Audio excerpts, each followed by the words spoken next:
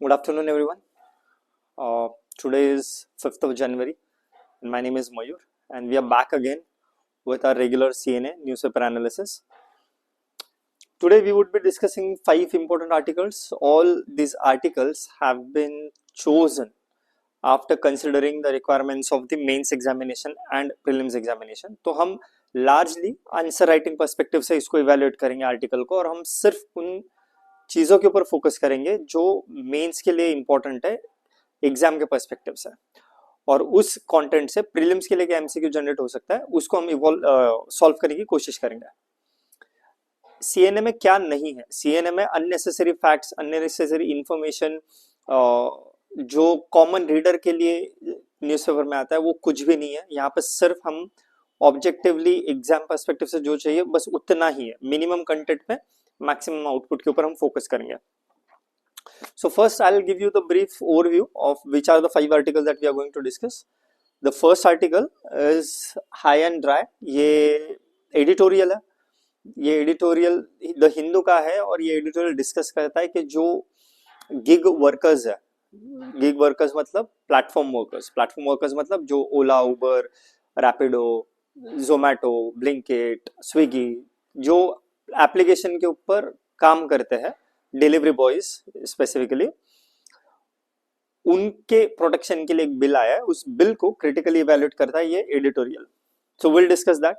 The second article is regarding the Maoist Naxal movement जो India में इतने सालों से चल रहा है। पिछले कुछ सालों में, पिछले 7 से 8 सालों में उसका वायलेंट नेचर और उसका स्प्रेड बहुत ज्यादा पैमाने पर कम हुआ है। मतलब the impact of Naxalism has been reduced to its minimum level in the history. What has played a role to reduce the Naxalism or Maoist activity in country, उसको हम देखेंगे। The third article is regarding women participation, labor force participation जो होता है उसमें women का किस तरीके का रोल है या उनको काउंट करने में क्या दिक्कत आती है, उसका डेटा गैदर करने में क्या इश्यूज होता है। Fourth article is regarding Trump चाचा का रिसेंट एडवेंचर, जिन्होंने वेनेजुएला के प्रेसिडेंट को ही जाके उठा लिया है, कैप्चर कर लिया। तो what could be its consequences, ये थोड़ा डिटेल्ड एनालिटिकल आर्टिकल है। तो since it involves the geostrategic और geopolitics between the American continent, north and south and European continent, इसका डायरेक्ट इमीडिएट इम्पैक्ट इंडिया के ऊपर नहीं है, but we need to understand that article from the perspective of the examination so that we would be able to fetch certain points जो general है and that could be applied on similar questions for similar countries. ठीक है। The last question is, the last article is regarding the demography, India का population demographic transition जो चल रहा है young age से, और हमारे पास कितना कम टाइम है कि उस डेमोग्राफिक ट्रांजिशन को डेमोग्राफिक डिविडेंड में कन्वर्ट करने के लिए। We have a very small window, this article discusses about that particular aspect. So let's get started, but before that here are a few announcement. First one is APSC और UPSC के लिए जो GS foundation batch है that will be launched in the first week, इस हफ्ते launch होगा next batch, और ये फ्लेक्सी बैच है, मतलब ऑनलाइन ऑफलाइन दोनों मोड में अवेलेबल है।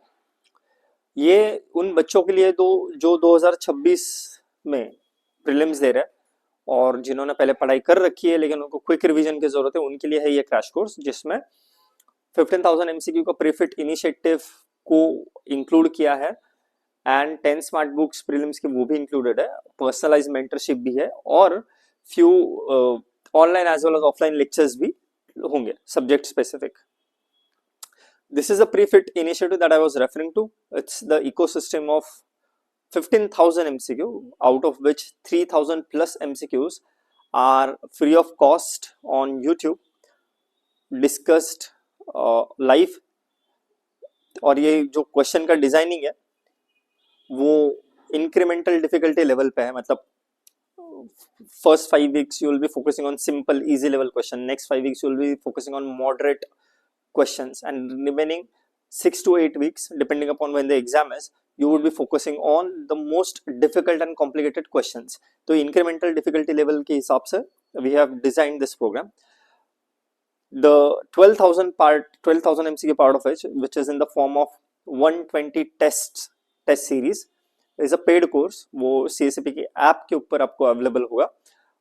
उसका प्राइस 12,000 है, लेकिन अभी न्यू ईयर का डिस्काउंट चल रहा है तो it would cost you around 7,999. Alright, let's get started. The document or the PDF file or the PPT file that I would be discussing in CNA now can be availed through the app. The pre-fit initiative जो YouTube पे free discussions होता है, those MCQs can be availed from the app, and the paid test series is also can be purchased from the app. So for that you'll have to scan this QR code. Alright, first article, high and dry. The title, the heading is of an editorial Hindu के. बात ऐसा है कि gig economy जो है that has grown exponentially. Gig economy मतलब कौन, कि जो परमानेंट एम्प्लॉयज नहीं होते, वर्क बेसिस पे होता है. जितना उनका मन करे उतना वो काम कर सकता है, उस काम के हिसाब से उनको पेमेंट मिलता है. जैसे कि स्विगी के डिलीवरी बॉयज हुआ, जोमैटो या ब्लिंकिट, इंस्टामार्ट, कोई Flipkart delivery boys, Uber, Ola, जितना काम करेंगे उतना उनको पैसा मिलेगा. दे आर नॉट परमानेंट और contract based employees, they are platform employees. मुझे अभी 7 बजे लॉग इन करना, मैं 7 बजे करूंगा, 2 घंटे काम करना, मैं चला जाऊंगा. यू गेट दैट फ्रीडम और आपको रिवॉर्ड उस तरीके से मिलता है. लेकिन उसके कुछ डाउन साइड्स भी है, जैसे कि सोशल सिक्योरिटी नहीं मिलती है आपका, एम्प्लॉयर एम्प्लॉय कॉन्ट्रैक्ट में जो जो बेनिफिट्स मिलने एक्सपेक्टेड है वो नहीं मिलता है. It's a mix combination of self employment in employers organisation. तो उसको डील करने के लिए एक बिल आया है, वो बिल अभी डिस्कशन में है. This article has critically analysed it, और जैसे वो बिल एक्ट में कन्वर्ट होगा उसको हम और डिटेल में पढ़ेंगे. But as of now just understand के सिचुएशन क्या है. सी, सिचुएशन पे जाने से पहले एक थोड़ा सा मैं आपको एक आइडिया देता हूँ कि ये सिचुएशन कितनी ग्रीम है. आज से 5 साल पहले, मतलब कोविड जब चला आया था, उस दौरान 7.7 मिलियन, कोविड आने से पहले अराउंड 1.8 मिलियन लोग जो थे वो गिग वर्कर थे. कोविड के दरमियान जब सब बंद हो गया, everybody shifted to the online shopping and even the grocery shopping online, तो this number increase to 7.7 million, मतलब 77 लाख लोग प्लेटफॉर्म वर्कर्स थे. पिछले 4 सालों में this number has grown exponentially. NITI Aayog का जो रिपोर्ट है दैट टेल्स अस कि now this number is around 28.9 million, almost 4x number बढ़ गया पिछले 4-5 सालों में. मतलब आज देश का लगभग 2.5 से 3 करोड़ लोग प्लेटफॉर्म एम्प्लॉयज है, गिग वर्कर्स है. आज है, by the end of this decade it is expected कि जितना अपना नॉन एग्रीकल्चरल वर्कफोर्स है, उस नॉन एग्रीकल्चरल वर्कफोर्स का अराउंड 7 to 8% सिर्फ गिग वर्कर्स होंगे. So we are looking at around से 4 crore of population who are working as gig employees, जिनका ना कोई सोशल सिक्योरिटी नेट है, ना वो पूरी तरीके से इनफॉर्मल में, ना पूरी तरीके से फॉर्मल में, ना इधर के उनको बेनिफिट्स मिल रहे हैं, ना उधर का उनका बेनिफिट्स मिल रहे हैं, दोनों तरफ से वो पीछे जा रहा है. तो उस कंटेक्स्ट में ये आर्टिकल को देखेंगे, इस बिल को इवैल्यूएट किया जाएगा. what this article argues is, in the bill ये गिग वर्क जो है, these are excluded from the employer employee relationship for wages and working conditions. जैसे कि अगर आप किसी कॉर्पोरेट में काम करते हो तो आपसे वो 15 घंटे नहीं काम करवा सकता है ना.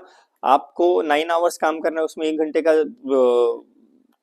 ब्रेक होगा, और 9 आवर्स के बाद इफ यू वर्क एक्स्ट्रा आपको आवरली बेसिस पे हायर ओवर टाइम पे किया जाएगा. करेक्ट, ये कंडीशन है working.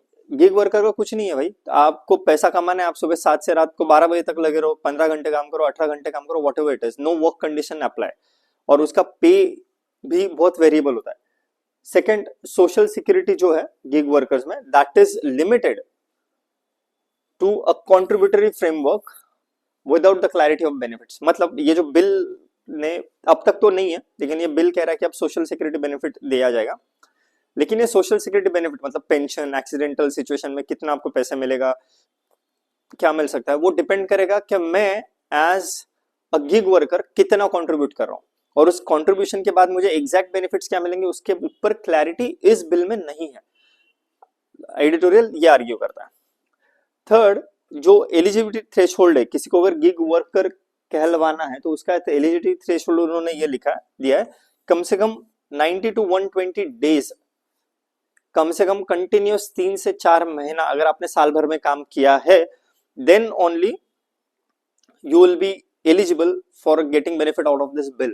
So it would penalize the workers जिनको जो बीमार पड़ते हैं, जिनके घर में कोई बीमार है, and they are assigned to taking care of those people, या कभी कभी डिमांड शॉक आ गया कि फॉर एग्जांपल अचानक से किसी वजह से फ्लिपकार्ट से कोई ऑर्डर ही नहीं कर रहा है, तो he is willing to work, लेकिन फ्लिपकार्ट से कोई ऑर्डर ही नहीं आ रहा है, तो डिमांड शॉक की वजह से he will not be able to perform. या फिर आपने काउंट किया है डेज के हिसाब से, लेकिन जब बिग बिलियन का सेल आता है, जब दिवाली का सेल आता है, जब फेस्टिव सीजन आता है, तो वो 5-5 दिन का काम एक दिन में करते हैं वो लोग, लेकिन they will be counted as a one day, right. तो ये मिसकैलकुलेशन से जो गिग वर्कर्स है उनको ज्यादा प्रॉब्लम आएगा।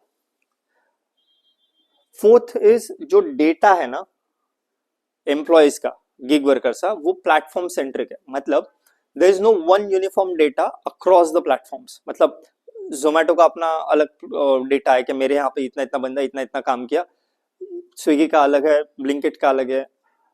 ऐसा पॉसिबल है कि जस्ट 4-5 घंटे के लिए वो ब्लिंकिट में काम करता हूँ, 8-10 घंटे के लिए स्विगी में काम करता हूँ। ऐसा पॉसिबल है कि लंच टाइम और डिनर टाइम पे वो फूड डिलीवरी ऐप पे काम कर रहा है, और जब लंच टाइम डिनर टाइम नहीं है तब वो इसके ऊपर काम कर रहा है, ग्रोसरी डिलीवरी के ऊपर काम कर रहा है, क्योंकि मॉर्निंग में ग्रोसरी डिलीवरी का ऑर्डर ज्यादा होता है, रात को ग्रोसरी डिलीवरी का ऑर्डर ज्यादा होता है, लेकिन लंच डिनर टाइम पे स्विगी का ऑर्डर ज्यादा होता है। तो वो बंदा दिन भर काम कर रहा है, लेकिन कोई भी डेटा उसको दिखा नहीं रहा है कि this guy has work so far so much. तो वो प्लेटफॉर्म सेंट्रिक जब डेटा कंट्रोल आ जाएगा तो उसका डिस्प्यूट रेजोल्यूशन मैकेनिज्म भी वीक हो जाएगा। It has to be one uniform data, जो बिल जिसके बारे में बात नहीं करता। And last one is risk of formalising precarity rather than reducing insecurity. मतलब बेसिक सिंपल वर्ड में यार, जो दे रहे ले लो, नहीं लेना तो मत लो। I mean looking at the rights of the gig workers as a matter of charity and not as a matter of right of those workers. ये एटीट्यूडनल चेंज है, वो प्रॉब्लमैटिक है। Those gig workers should also be seen as a full workers. You may not give them the social security benefits as the regular employee would get, but at least recognize their efforts and make them feel they are as much part of a employer-employee arrangement as they are the part of the economic distribution system. ठीक है, so ये 5 important points है, mains के perspective से important है। ये MCQ है। I would request you to pause the video and try to attempt this. इसका आंसर और इसका एक्सप्लेनेशन ये भी मेंशन है, you can access these from the application of the CSAP। Which limitation most weakens the effectiveness of the proposed social security rules for gig workers? A. Uniform application of the codes on wages, exclusion of gig work from the definition of employment for wage protection, C. Mandatory registration of workers on a portal, or D. Requirement for platforms to upload worker details quarterly. What is the answer?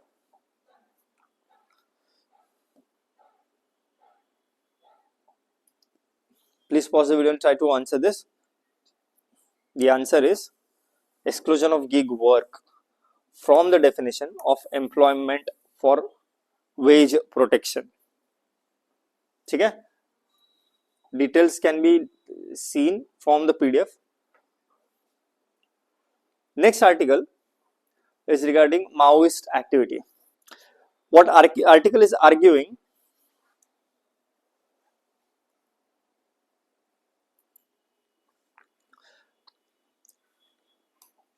2010 से 2000 25 के बीच में, पिछले 15 सालों में extra ordinary reduction हुआ है violence of Maoist activities में। कितना ज्यादा हुआ है? आई रिमेम्बर जब 2018 का मेंस था तो उसमें एलडब्ल्यूई लेफ्ट विंग एक्सट्रीमिज्म के ऊपर एक क्वेश्चन आया था, वहां पे एक डेटा मैंने रखा था and my brother who got selected that year, उनको भी लेफ्ट विंग एक्सट्रीमिज्म के बारे में क्वेश्चन किया था, तो he had given the same data. और उस डेटा में और आज के डेटा में देखिए कितना डिफरेंस है। 2018 में number of district affected by the left wing extremism were 126 126 district थे इंडिया में which were affected by left wing extremism। वही पिछले 8 सालों में 2025 में this number has reduced to only 11 districts, just 11 also। अब इसका आप रिडक्शन में अगर आप देखोगे तो the number of casualties, the number of violent activities that have been reduced by 90%। पहले जो दंडाकारण्य रीजन था, जो गढ़ माना जाता था माओइज्म का, माओइस्ट एक्टिविटीज का, that was spread across the larger Bastar region, जिसमें छत्तीसगढ़, महाराष्ट्र, आंध्र प्रदेश, उड़ीसा, झारखंड, इन डिस्ट्रिक्ट के सारा, इन स्टेट्स के बॉर्डर डिस्ट्रिक्ट एंड छत्तीसगढ़ का बहुत मेजर एरिया आता था। आज वो बस्तर का रीजन जो हार्ट है माओइस्ट एक्टिविटी का, वो सिमट कर 4, 5, 6 स्टेट से सिमट कर सिर्फ 3 डिस्ट्रिक्ट में रह गया। इतना मेजर ऑपरेशन, इतना मेजर सक्सेस माओइस्ट एक्टिविटीज में इंडियन गवर्नमेंट को मिला है। सो आर्टिकल के बारे में तो हम डिस्कस करेंगे, but before that it is very very much required that we should appreciate the efforts of the paramilitary forces, be it CRPF or be it Greyhound Force of Andhra Pradesh or be it any specialized battalions of local state police। ये मजाक नहीं है। Those who have visited that area, those who have worked in that region, they know कि ये कितना mammoth achievement है। Anyways, coming back to the point, ये जो article है, this article describes or discusses the sharp decline of Maoist violence in India. This decline has been attributed primarily to the expansion of security camps and the consequent restoration of state presence in remote tribal region, especially in Bastar। पहले जो Maoists थे, they used to take benefit or they used to claim the absenteeism of the state machinery, और state के absence को वो capitalize करते थे। What has happened is, पहले जो माओइज्म का स्प्रेड हुआ था एंड कंटिन्यूएशन हुआ था, that was largely caused because of the deficit of the governance। उस ट्राइबल रीजन में गवर्नेंस का डेफिसिट मेजर लेवल पे था, स्टेट के नाम पे कोई प्रेजेंट ही नहीं था, एडमिनिस्ट्रेटिव एब्सेंस था, and that became the root cause of the Maoist expansion. क्योंकि माओइस्ट जो थे, नक्सलवादी जो थे, दे यूज्ड टू क्लेम कि इट्स अ स्टेटलेस एरिया, यहाँ पे ना कोई गवर्नमेंट है ना गवर्नमेंट का एरिया है, that's why they used to claim that territory, that's why they used to govern that territory through fear. Second argument is जो सिक्योरिटी कैंप्स है, be it paramilitary forces or be it the police forces or their specialized units or specialized battalion, उनके forward basis जो है, उनके जो aggressively forwarding basis जो है, जो एक्शन है, that has demonstrated the presence of machinery in the area of Bastar। ये जो शिफ्ट हुआ है फ्रॉम इंसर्जेंट डोमिनेंस, इस एरिया में इंसर्जेंसी का डोमिनेंस हुआ था, to the state legitimacy in remote areas. Especially पहले तहसीलदार के नाम पे कोई होता भी नहीं था, पहले कलेक्टर सिर्फ डिस्ट्रिक्ट में किसी हेडक्वार्टर्स में बैठा होगा ऐसा लगता था, but now even the tribal local population, the village population are aware के कौन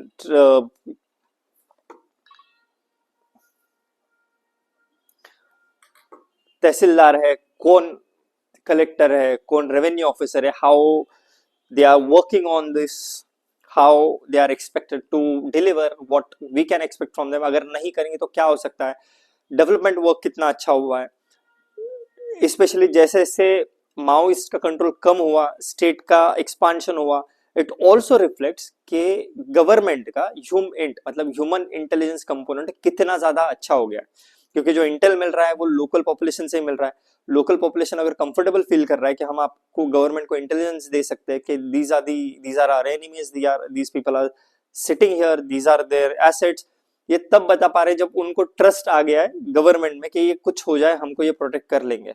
that increased level of human int is an also expression of the trust built by the government, be it any government, state government, central government, irrespective of that, there is a ground level presence of trust towards the state.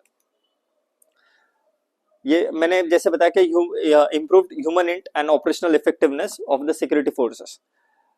Last is there is still a risk of relapse, मतलब Maoism फिर से बढ़ सकता है अगर development and right based governance do not follow the security gains. जो security forces ने जो अक्वायर किया है, जो गेन्स किया है, कैप्चर किया है, उसको अगर सस्टेन करना है तो now you can not sustain it just with the help of force, you will have to accompany it with the model of good governance and welfare state, नहीं तो जितना कमाया वो सब गवा दोगे।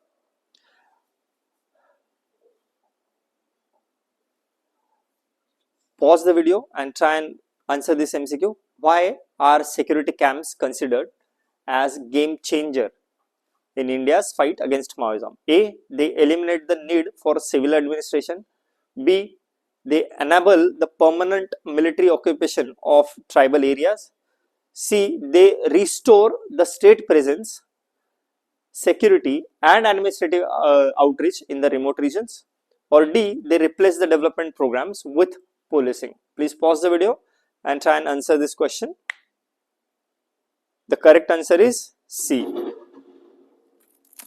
They restore the state presence, security and administrative outreach in remote regions. ठीक है? The next article is regarding women labor force participation. In order to have data, in order to make policy about women labor force participation, you have to have the data. Unless you have the data, आप policy कैसे effectively बनाओगे? अब data तो चाहिए, पर लेकिन data मिलने में क्या समस्या है, इसको एनालाइज करता है ये आर्टिकल। ठीक है, इसको हमको बहुत ऊपर से पढ़ना है, इसमें से 2-3 पॉइंट्स हमको कॉग्निटिवली रजिस्टर करने, इनको याद नहीं रखना, बस रजिस्टर करके रखना है, क्योंकि directly women labour force participation के काउंटिंग के ऊपर क्वेश्चन नहीं आएगा, वो लार्जर स्पेक्ट्रम में आएगा कि विमेन लेबर फोर्स पार्टिसिपेशन कैसे बढ़ाया जा सकता है। तो उसमें पासिंग रेफरेंस में आप दे सकते हो कि डेटा पहले सही होना पड़ेगा, तभी तो हम पॉलिसी बना पाएंगे। तो इसलिए इस आर्टिकल को बहुत डिटेल में नहीं समझना है, just understand the passing reference. ये article examines how women's unpaid and care labour. Unpaid and care labour का मतलब क्या है कि आप घर पे हो, घर पे माँ है, दादी है, नानी है, जो भी फीमेल मेंबर्स है, वो घर पे खाना जब बनाते तो they don't ask you to pay them, right. कोई घर में बीमार पड़ गया तो जो ख्याल रखना है, मेरे फॉर एग्जांपल बहन की बेटी छोटी है, बहन जॉब पर जाती है, तो बहन के बेटी का ख्याल रख लिया, तो वो केयर का पार्ट हो जाता है। तो outside of this country, let's say कि यूएसए, इस रोल के लिए आपको पेमेंट किया जाता है। द केयर इकोनॉमी एग्जिस्ट और वो पेड इकोनॉमी का पार्ट होता है, बट इंडिया में रिश्ते इतने मजबूत होते हैं कि इसको पैसों से नापा नहीं जाता। सो द विमेन का जो पार्टिसिपेशन है in unpaid and care labour, be it domestic, be it emotional, be it reproductive, it remains largely invisible in the economic measurement, law and the public policy, despite it playing a central role in sustaining the human centric economy or the men centric economy. इसको analyse कर रहा है the article. जो core issues या concern इसमें highlight होते हैं वो है कि एक्सक्लूजन जो है अनपेड वर्कफोर्स का, that is systematic.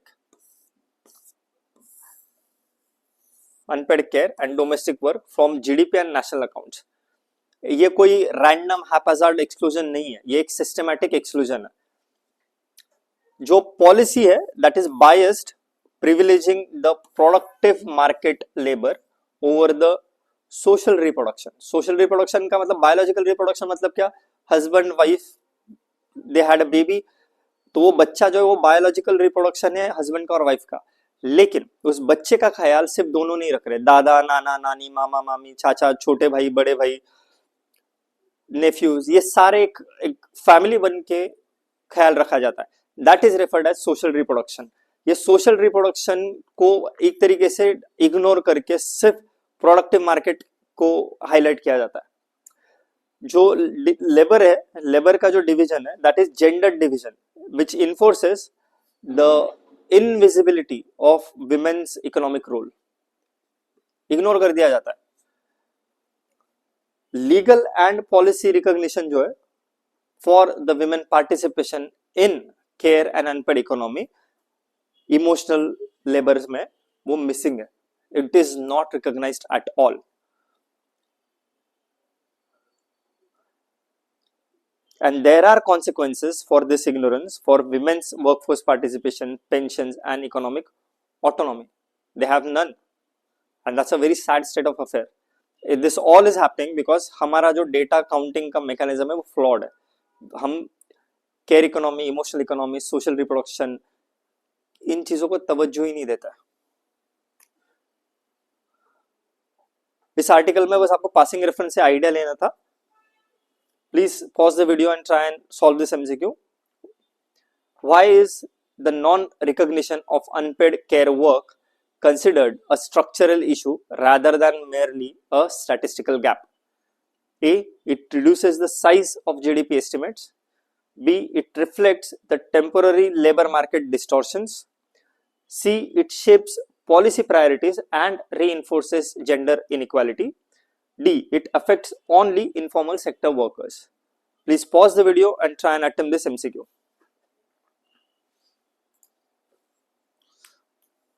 I'm sure you must have attempted the question.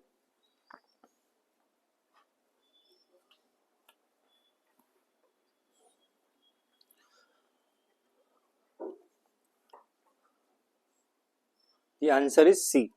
Okay. The next question is about Venezuelan crisis. So कल रात को ट्रम्प चाचा ने अपने फोर्सेस भेज दिए और मुडोरो जो वेनेजुएला के प्रेसिडेंट है उनको अपने वाइफ के साथ में उठा लिया और किडनैप करके कैप्चर करके यूएसए में लेके गए। कुछ हफ्ते पहले प्रेसिडेंट ने चैलेंज किया था कि करके दिखाओ ये सब कुछ, ट्रम्प ने कर दिया। अब this can be seen from a shallow or narrow perspective between ego clashes of two president, but it can also be seen from the larger perspective of the changing pattern of the geopolitics. कुछ ऐसा ही Iraq में सद्दाम हुसैन के साथ 2003 में US ने किया था, Libya में गद्दाफी के साथ 2011 में किया था, अफगानिस्तान में तो आप क्या अलग से बताना, आपको पता ही है 9/11 के बाद से क्या क्या हुआ। We see that pattern happening almost every 10 to 12 years. हर 10-12 साल में यूएसए किसी कंट्री के साथ ये कर रहा है। आर्ग्यूमेंट ये है आर्टिकल का कि जो कुछ यूएस ने किया उससे जो एक्चुअल प्रॉब्लम है that is not going to get solved. For example US Venezuela में, see I will write it down so that आपको थोड़ा सा वो क्लिक होगा।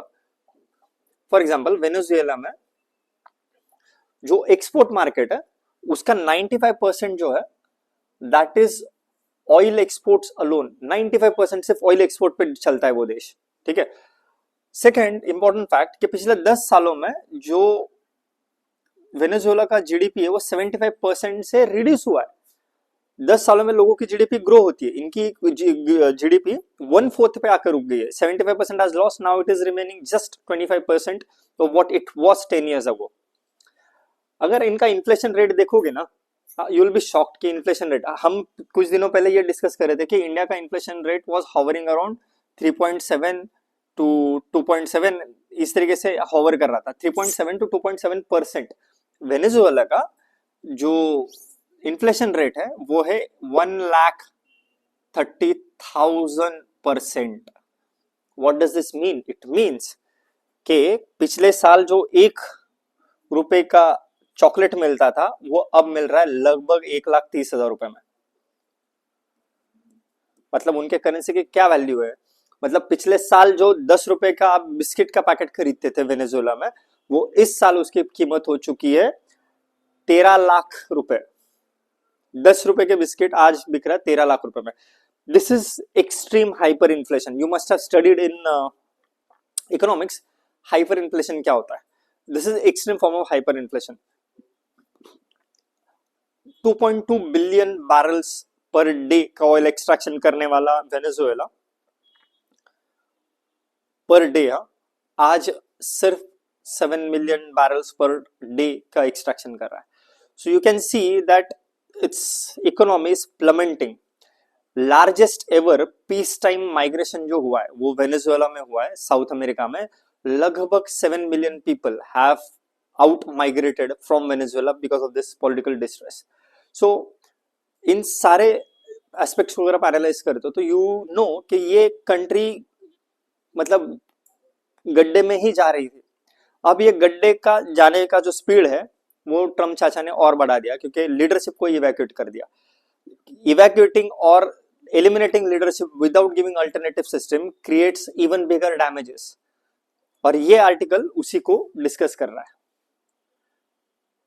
What this article suggests is there are limitations of regime change strategies driven by the external intervention. एक limit के बाद external intervention कुछ रोल नहीं प्ले करता। यू हैव टू सप्लीमेंट और provide the replacement system. If you are not giving any replacing system and you are just eliminating the existing system, that means the country or the society is heading towards the chaos. Second, अब है capital political vacuum का risk. कोई leadership ही नहीं है, कोई decision maker ही नहीं है, and possibility of institutional collapse after the removal of leader. Continuity of the state and military structures despite the leadership decapitation. Military वैसा ही है, स्टेट मशीनरी वैसा ही है, लेकिन उनको डायरेक्शन देने वाला, उनको ऑर्डर देने वाले को आपने डिकैपिटेट कर दिया, मतलब यू हैव रिमूव्ड देम। सो ये चिकन जो मुर्गी होती है जिसका सर काट देता है, लाइक हेडलेस चिकन जिसे कहा जाता है, वो किधर भी फड़फड़ाती है, वैसा अब ये स्टेट का हालत होगा unless it is immediately replaced by some other able leadership. Next, humanitarian, economic, migration, इस ये फॉलो आउट होंगे। अगर यही इंस्टेबिलिटी कंटिन्यू रही तो बहुत बड़ा केओस होगा ह्यूमैनिटेरियन लेवल पे, इकोनॉमिक लेवल पे एंड माइग्रेशन लेवल पे। जो आसपास की कंट्रीज है वेनेजुएला के बाजू में, उन कंट्रीज के ऊपर, be it Brazil, be it any other country, बहुत नेगेटिव इंपैक्ट होगा। And last is historical failure of US led nation building and interventionism. जैसे मैंने कहा 2003 में इराक में इंटरवीन किया, क्या कर लिया, सद्दाम हुसैन को गिरा दिया। आज इराक की हालत क्या है, 25 साल हो गए, कुछ नहीं हो रहा है। लिबिया, गद्दाफी को हटा दिया, क्या हुआ, कुछ नहीं। अफगानिस्तान की हालत तो आप पूछो मत। तो जब भी यूएसए ने किसी भी स्टेट में इंटरवेंशन किया है under the disguise of humanitarian facade, हालत तो खराब ही हुई है। ये हिस्ट्री है, तो we cannot expect anything better than what has already been taught by our history. Please pause the video and try and attempt this MCQ. Why does the removal of an authoritarian leader often fail to bring the political stability? Because interventional sanctions immediately follow, because institutions and power structure usually outlast individual leaders, because military interventions are always short-lived, or because citizens oppose the democratic transition. The correct answer is B. Entrenched institution, elites and military shape the outcomes beyond the presence of the leader. You may pause the video and may attempt to read and understand the explanation. Alright, so these are our smart books. Now these are available in Asmith script as well. Full set for mains as well as for prelims. Now these are available in the Asmith script. You can order your set of books by contacting on the number mentioned here. मिलते हैं 5:30 बजे। आज का जो प्रीफिट का discussion है that is Indian polity. आज के टॉपिक्स आपको व्हाट्सएप चैनल पे मिल गए। These are related to federalism, और ये आज का 4th वीक है, आज का लेक्चर 4th वीक का पॉलिटी है और हम अभी भी इजी सेक्शन में। तो see you in a live lecture at 5:30 PM। Have a good day.